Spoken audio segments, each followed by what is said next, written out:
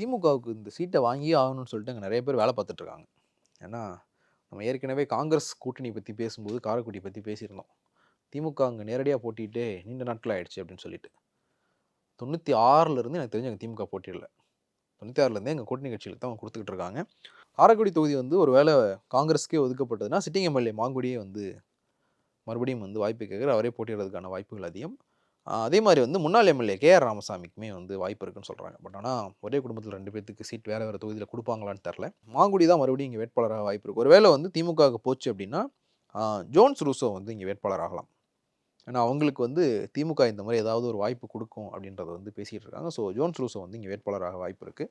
அதிமுகவை பொறுத்த வரைக்கும் வந்து முன்னாள் எம்எல்ஏ உமாதேவன் இல்லைனா கற்பகம் இளங்கோ இவங்க 2 பேருக்கு யாராவது ஒருத்தருக்கு வாய்ப்பு இருக்குன்றாங்க. பாஜக கிளம்புறதுக்கான வாய்ப்புகள் இருக்கு. அதிமுக பாஜக கிளம்புறங்கச்சுன்னா 2016ல் திமுக சார்பாக சிவகங்கை தொகுதியில் போட்டியிட்ட மேப்பல் சக்தி வந்து போட்டியிடலாம். ஒருவேளை சிவகங்கை பாஜக வாங்கினாலும் மேப்பல் சக்தி அங்கே வேட்பாளராக கிளம்புறங்க வாய்ப்பு இருக்குது. இங்கே காரைக்குடியில் அதிமுக கூட்டணிக்கு இருக்கிற இன்னொரு பெரிய சிக்கல் வந்து அமமுக.